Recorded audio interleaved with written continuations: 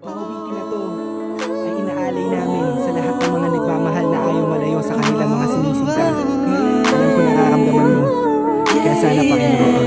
Commercial Code Records Entertainment. Sa tuwing sumasagi sa isipan ko ang mga katangian mo, sarap ng iyong haplos, lambing ng boses mo, mga bakas na iniwan mo sa akin ay nagdulot ng kakaibang saya. Di ko na malaya na ikaw na pala ang gusto kong makasama sa paglipas ng panahon, sana'y di na mawala pa sa piling ko, ang hiling ko. Sana tayo na talagang dalawa, huwag kang magkaalala, magdadalawa, isip pa sa akin na pagka sa akin ka at ako'y sa'yo, at di na hayaan na sa akin ay mawala ka.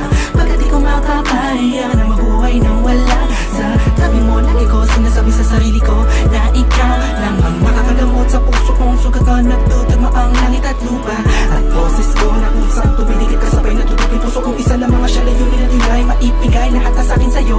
Oo, mapadama ko ng gusto, pag-ibig ko na totoo, ibibigay iyong gusto kahit na ano pa. Mahirapan man ako lahat ng utos mo ay susundin ko kahit na magmukha akong tanga.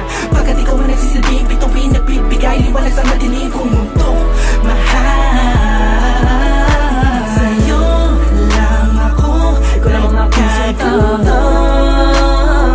Dito sa puso ko, Di ko man sadya sinadya na ibigin ka. Ikaw lang ang aking tanging hiling. Ikaw ang dahilan kung ba't nabuhay ako sa ikaw, oo, ikaw sa'yo ko sinta. nakita ang tunay na kahulugan ng pag-ibig. Sadyang may wagan. Oo, ikaw ang aking tanging hiling. Nais kita makasama kita yan ang laging nais. Tanging kahilingan nga na nga palagi kong tinatangis na sana maiguwit ang mga lapis.